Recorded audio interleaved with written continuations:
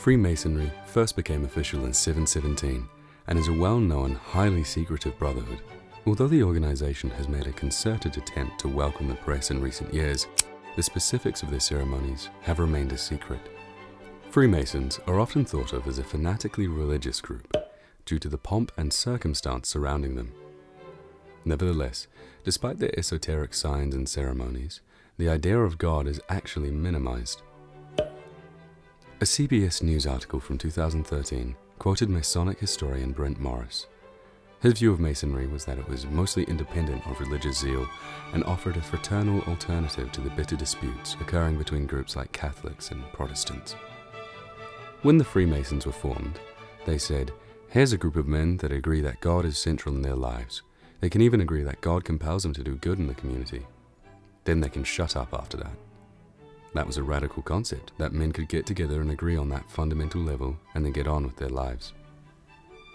However, this certainly wasn't the place for non-believers, with atheists being shown the door.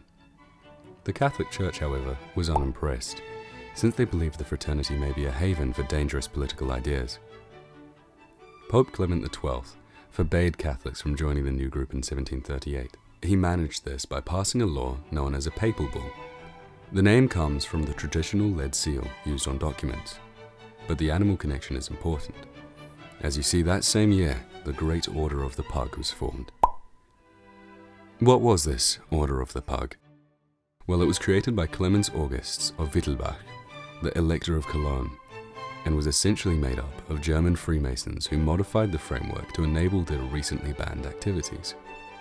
The pug was selected as a symbol because of its trait of steadfastness, loyalty, and trustworthiness. All things that would be useful for violating the Pope's order. However, the bond with the dog goes beyond just a name. You had to talk the talk and walk the walk in order to join and become a mop, German for pug. And by walk the walk, they meant get down on all fours with a collar fastened tight around your neck. These mops would then have to pour at the entrance before being led in and woofed at by the assembled frat. Not only did the members of the group carry a silver pug medallion, but there was also the small matter of kissing a dog's behind. Not an actual dog, luckily just a porcelain pooch.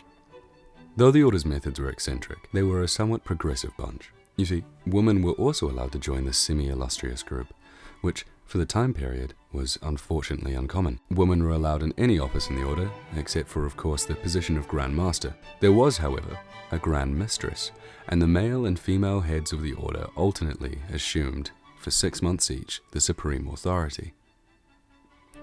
This group is said to have died out as attitudes towards Freemasonry changed. However, some accounts claim that they carried on into the early 20th century. Perhaps the appearance of being defunct is a stroke of genius on the part of the order. Perhaps, even now, they could be crawling around on the floor, barking out future plans.